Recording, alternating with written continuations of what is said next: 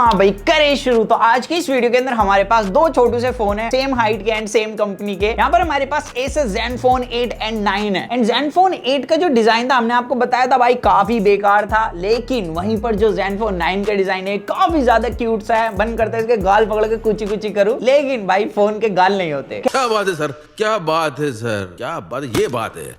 खैर यहाँ पर अगर डिजाइन भी देखा जाए तो यहाँ पर जो Asus Zenfone 9 का टेक्सचर दिया गया बैक में काफी ज्यादा शानदार है एंड इसकी वजह से ग्रिप काफी अच्छी बनती है। वहीं पर जो Asus Zenfone 8 है ये काफी स्लिपरी फोन था, तो अभी जो इंप्रूवमेंट किया ना Asus ने, ये मेरे को पर्सनली अच्छी लगी। लेकिन यहाँ पर एक डाउनग्रेड भी है। पहले Corning Gorilla Glass 3 की प्रोटेक्शन मिलती थी बैक में, अभी यहाँ पर प्लास्टिक दी गई है जिस पर टेक्सचर काफी अच्छा लगता है एंड काफी हद तक ना लेदर लाइक फिनिश देता है। तो यहाँ पर मेरे को कोई प्रॉब्लम भी नहीं है क्योंकि जो ऑल ओवर ग्रिप है, प्रीमियम फील होता है ये फोन। और साइड का फ्रेम दोनों का भले यहाँ पर एल्यूमिनियम का है, लेकिन पहले कर्व फ्रेम मिलता था, अभी ना इन्होंने फ्लैट फ्रेम कर दिया है जिसकी वजह से जो इन एंड फील है उसमें और भी ज्यादा चार चांद लग चुके हैं। बाकी वीडियो में आगे बढ़ने से पहले बता दूं, थोड़ी सी ना नॉइस आ रही होगी वीडियो के अंदर क्योंकि बाहर काम चल रहा है और हम लोगों को ये वीडियो आप लोगों को जल्द से जल्द देनी थी, तो थोड़ा सा एडजस्ट कर लेना कुछ दिन। अब Asus Zenfone 8 के कंपैरिजन में जो 9 में कैमरा मॉड्यूल दिया है काफी अच्छा लगता है, लेकिन रियलिटी में जब आप देखोगे तो इसका जो ऊपर वाला मेन कैमरा है ना, इसका कैमरा बम्प भाई 5 के सिक्के जितना है एंड नीचे वाले का 2 के सिक्के जितना। तो यहाँ पर कैमरा बम्प काफी ज्यादा है जिसकी वजह से टेबल पर जब आप बैक से रखोगे और थोड़ा बहुत हाथ से प्रेस करोगे तो फोन झूलने लग जाता है। तो यहाँ पर बस यही इशू है इसके डिजाइन के अंदर। बाकी मेरे को फोन का लुक काफी ज्यादा अच्छा लगा एंड फोन के अंदर से ना अभी भी 3.5 mm jack, notification, LED, stereo speakers कुछ भी नहीं निकाला और यहाँ पर जो स्टीरियो स्पीकर्स की साउंड है वो भी सेम ही मिलती है। इवन यहाँ पर जो हैप्टिक्स दिए गए हैं उनका भी जो हैप्टिक फीडबैक है सेम ही दिया गया है। बाकी यहाँ पर जब मैंने दोनों फोनों को देखा ना तो साइज तो सेम लगा। इवन जब मैंने दोनों को साइड बाय साइड कंपेयर करा तो यहाँ पर डिस्प्ले भी सेम ही है। एक तो यहाँ पर protection Corning Gorilla Glass Victus की दी है, यहाँ पर कोई भी कटौती नहीं करी। बेजल्स और चिन, पंच होल सबका साइज सेम ही है। यहाँ पर सेम डिस्प्ले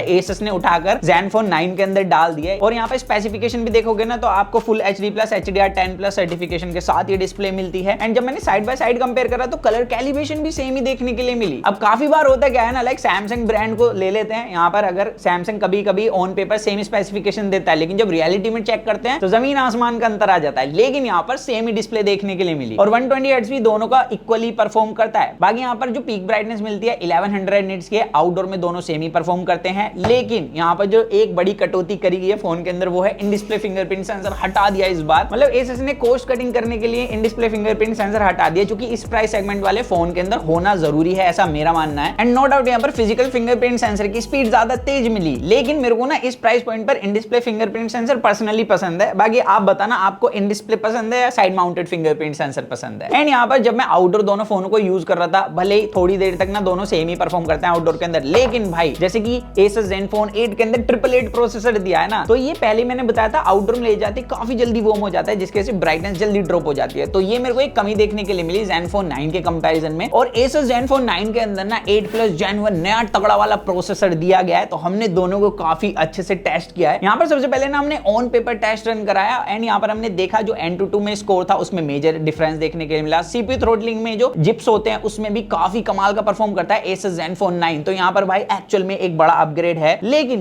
क्या ये छोटे फोन हीट कंट्रोल कर पा रहे हैं, तो उसकी बात करें तो भाई देखो 888 हमने देखा था Asus Zenfone 8 के अंदर अभी तक काफी अच्छा हीट होता है, लेकिन 8+ Gen 1 मैंने जब दूसरे फोनों के अंदर टेस्ट किया था तो वहां पर कोई हीटिंग इश्यूज नहीं थे। और अब मैंने जब Asus Zenfone 9 के अंदर उसे टेस्ट करा तो यहाँ पर इसका टेम्परेचर 51 डिग्री सेल्सियस तक एक Antutu में पहुंच जाता है, जो कि मेरे को ज्यादा लगा। अब ऐसे इस वजह से भी हो सकता है भाई फोन का साइज छोटा है, हीट डिसिपेशन एरिया कम मिलता है, लेकिन जब मैंने इसे normal day to day usages में यूज करा, लाइक मैं थोड़ी बहुत फोटोज कैप्चर करने गया था, उस टाइम पर भाई बिल्कुल भी फोन हीट नहीं होता, माइनर सा वार्म हुआ था जो कि कोई भी फोन हो जाता है। तो नॉर्मल टास्क में तो हीटिंग इश्यूज नहीं है, लेकिन अगर आप गेमिंग करोगे तो दोनों के अंदर सेटिंग्स तो सेम है, बट यहाँ पर दोनों ही फोन अच्छे खासे हीट हो जाते हैं और साइड की ग्रिल जो एल्यूमिनियम के ना वो हद से ज्यादा हीट फील होती है। पर हाँ, लास्ट ईयर के Asus Zenfone के कंपैरिजन में अभी के Zenfone का जो टेम्परेचर है 2-3 डिग्री कम रहता है, तो Asus को थोड़ा सा हीट कंट्रोल करने की जरूरत है हैवी टास्क के टाइम पे। बाकी फोन की परफॉर्मेंस एक नंबर। पर इस तरीके के कंपैरिजन देखने के लिए ना आप हमारे चैनल को सब्सक्राइब कर सकते हो और वीडियो को लाइक जरूर कर देना। और मैंने जब लास्ट ईयर इस फोन की वीडियो बनाई थी तो कमेंट सेक्शन में काफी लोगों ने लिखा था फोन कैसा भी हो लेकिन सॉफ्टवेयर अपडेट भाई Asus की कमाल की होती है। तो मैं बताता हूँ भाई, इस फोन के अंदर अभी तक Android 11 ही मिलता है, Android 12 की अपडेट के दूर दूर तक नहीं पता। बाकी यहाँ पर दूसरे ब्रांड को अगर आप देखोगे तो हर किसी ने Android 12 दे दिया काफी महीने पहले, इवन अब तो Android 13 आ चुका है। इवन इनका जो खुद का फोन है Asus Zenfone 9 उसके अंदर Android 12 मिलता है। तो यहाँ पर अपडेट वाइज मेरे को भाई Asus इतना स्ट्रॉन्ग नहीं लगता है। इवन मेरा पास्ट में एक्सपीरियंस भी कुछ इसी तरीके का रहा है Asus के साथ। बाकी यहाँ पर एक बात अच्छी लगती है कि इनके UI के अंदर किसी भी तरीके का कोई ब्लोटवेयर नहीं रहता, ना ही पुश नोटिफिकेशन मिलती, लेकिन थोड़ा सा अपडेट पर भी Asus काम कर ले तो बढ़िया हो जाएगा। बाकी यहाँ पर जो फोन है इसमें मेरे को कमी लगी थी कैमराज में, तो यहाँ पर आपको फ्रंट कैमरा तो 12 मेगापिक्सल का ही दिया है इस बार। बाकी यहाँ पर आप वीडियो चेक कर सकते हो। अब दोनों ही फोन में एक चीज तो कॉमन मिलती है कि आप दोनों के अंदर ही 1080p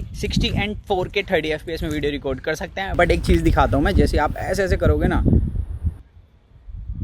दोनों Asus में मतलब स्ट्रेच हो जाता है फेस काफी गंदी तरीके से। एंड यहाँ पर लाइट कंट्रोल तो दोनों काफी अच्छे से कर रहे हैं। बाकी आप बताना आपको ऑडियो एंड वीडियो क्वालिटी किसकी अच्छी लग रही है। तो यहाँ पर EIS बिल्कुल भी अच्छे से परफॉर्म नहीं करता। बाकी यहाँ पर कलर ना Asus Zenfone 9 के अंदर काफी ज्यादा रेड हो गया है, वहीं पर 8 के अंदर काफी ना स्किन टोन म्यूटेड हो गया है, तो मेरे को ये दोनों में इंप्रूवमेंट की जरूरत लग रही है। बाकी यहाँ पर फोटोज के अंदर मैंने एक बात तो देखी कि एक्सपोजर इस बार एक्चुअल में कंट्रोल किया गया है। जानकर मैं व्हाइट टी शर्ट पहन कर गया था क्योंकि लास्ट टाइम बहुत ज्यादा ओवर एक्सपोज फोटोज मिल रही थी, तो यहाँ पर लाइट कंट्रोल की गई है, लेकिन जो फेस पर ओवर शार्पनिंग है वो हद से ज्यादा हो गई है, जो कि मेरे को बिल्कुल भी अच्छी नहीं लगी। बाकी पोर्ट्रेट मोड के अंदर एज डिटेक्शन और कलर्स पर्सनली मेरे को बहुत ही कमाल के लगे हैं फ्रंट कैमरे के, तो फ्रंट कैमरे में इंप्रूवमेंट करी गई है, लेकिन अभी भी मैं ये नहीं कह सकता कि इस प्राइस सेगमेंट वाले फोनों से अच्छा फ्रंट कैमरा आपको ऑफर कर रहा है। इसके अलावा जो मेन कैमरा है ना उसमें डिफरेंस है। पहले आपको 64 मेगापिक्सल का कैमरा मिलता था विद OIS, इस बार 50 मेगापिक्सल का मेन कैमरा दिया विद गिम्बल स्टेबलाइजेशन। एंड यहाँ पर स्टेबलाइजेशन एक्चुअल में थोड़ी ज्यादा इंप्रूव हो गई है, मतलब यहाँ पर बिल्कुल भी साइड में जिटरिंग नहीं मिल रही है। Even depth of field video का काफी सही है। इवन जो डायनेमिक रेंज है वो भी Asus ने इंप्रूव कर दिया, तो यहाँ पर वीडियो में इंप्रूवमेंट की गई है। इसी तरीके से फोटोज में भी मैंने देखा dynamic range and colour slightly better कर दिए गए हैं। स्किन टोन पर लाइट कंट्रोल काफी हद तक इंप्रूव कर दिया है, पहले तो बहुत जगमग उजाला हो जाता था, बट जैसे कि फ्रंट कैमरे में मिला था ओवर शार्पनिंग, तो मेन कैमरे में भाई ओवर शार्पनिंग देखने के लिए मिली है, वो भी हद से ज्यादा, जो कि पर्सनली मुझे अच्छी नहीं लगी। यहाँ पर भाई इतनी भी स्किन खराब नहीं है हमारी, ऐसा लगता है नहा करने आए हो काफी टाइम से। और इसी के साथ जो एक प्रॉब्लम हमने फेस करी थी Zenfone 8 के साथ, वो था पोर्ट्रेट मोड में जब भी फोटो कैप्चर करते थे तो ये डिजिटली फोटो कैप्चर करता था जूम करके, जिसकी वजह से यहाँ पर पिक्सेलेटेड फोटोज मिलती थी और डायनेमिक रेंज भी इतनी अच्छी नहीं थी। तो इस बार फील्ड ऑफ व्यू तो ज्यादा मिलता है, लेकिन अभी भी जो पोर्ट्रेट मोड है Asus Zenfone 9 का वो वर्स्ट परफॉर्म करता है, और इसको मैं स्ट्रांगली कह सकता हूं, क्योंकि यहाँ पर जूम करते हैं ना इतनी तगड़ी ओवर शार्पनिंग मिलती है, यहाँ पर बिल्कुल भी अच्छी डिटेल नहीं है। हालांकि लाइट कंट्रोल तो इन्होंने की है, लेकिन लाइट कंट्रोल करना ही हर चीज नहीं होता है। यहाँ पर पोर्ट्रेट मोड अगेन दोनों ही फोनों का वर्स्ट परफॉर्म करता हुआ दिखा है, तो Asus को थोड़ा और ध्यान देना होगा। बाकी यहाँ पर नाइट मोड के अंदर भाई Asus Zenfone 8 ज्यादा अच्छा परफॉर्म करता है 9 के कंपैरिजन में, जितना भी हमने देखा हर एक सिचुएशन में। बाकी अल्ट्रा वाइड के अंदर स्लाइटली इन्होंने डायनेमिक रेंज इंप्रूव करी है, और इसी के साथ यहाँ पर ब्राइटनेस भी बढ़ गई है फोटो में, बस यही चेंजेस। तो देखो Asus ने कैमरास तो इंप्रूव करे हैं, लेकिन अभी भी उतने अच्छे नहीं है जितना कि दूसरे ब्रांड आपको कैमरास ऑफर करते हैं। यहाँ पर फ्रंट कैमरे में भी कमी है ओवर शार्पनिंग की, मेन कैमरे में भी। अब पोर्ट्रेट मोड तो बिल्कुल ही अच्छा परफॉर्म नहीं करता, तो अभी भी Asus को काफी काम करने की जरूरत है। इसी के साथ जो एक चेंज और है फोन में, वो है बैटरी कैपेसिटी। 300 mAh की बैटरी कैपेसिटी ज्यादा मिलती है आपको छोटे से फोन के अंदर, और इसी वजह से जो इसकी थिकनेस है वो स्लाइटली ज्यादा मिलती है 8 के कंपैरिजन में। बाकी यहाँ पर जो बैटरी बैकअप है उसमें मुझे ज्यादा बड़ा फर्क तो नहीं लगा, करीब आधे घंटे का बैटरी बैकअप आपको ज्यादा मिल जाता है, बट अभी भी जो चार्जिंग स्पीड है वो स्लो है, लाइक सैमसंग। यहाँ पर भाई इस फोन में 30 वोट की फास्ट चार्जिंग मिलती है, और दोनों ही phone IP68 water and dust resistant भी है, लेकिन भाई चार्जिंग स्पीड मेरे हिसाब से थोड़ी ज्यादा कर सकती है कंपनी, क्योंकि भाई चार्जिंग पर लगा कर ना सोना पड़ता है फोन को, जब जाकर ये पूरा चार्ज होता है। तो all over opinion time Asus Zenfone 8 का ना तो डिजाइन अच्छा था, ना ही इसकी परफॉर्मेंस अच्छी थी, और कैमरा के बारे में तो क्या ही बोलूं। लेकिन अभी Asus Zenfone 9 जो आया है इसके अंदर डिजाइन में काफी तगड़ी इंप्रूवमेंट की गई है, और इसी के साथ यहाँ पर जो पावर मिलते हैं ना परफॉर्मेंस, वो भी काफी अच्छी है। बट हैवी टास्क में अगर ये थोड़ा सा वो हीटिंग इशू फिक्स कर दे तो मजा ही आ जाएगा। बट अभी भी वो फोन एक लिमिटेड ऑडियंस को ही टारगेट करता है, क्योंकि वो छोटा है और पावरफुल है, बाकी कैमराज में कमी है। एंड यहाँ पर मेरे हिसाब से अगर आप बस एक छोटा फोन लेना चाहते हैं तो ही उसकी तरफ जाएं, लेकिन अगर आपको एक परफेक्ट फोन चाहिए छोटे साइज में, तो उसके लिए आपको नेक्स्ट वीडियो का वेट करना होगा।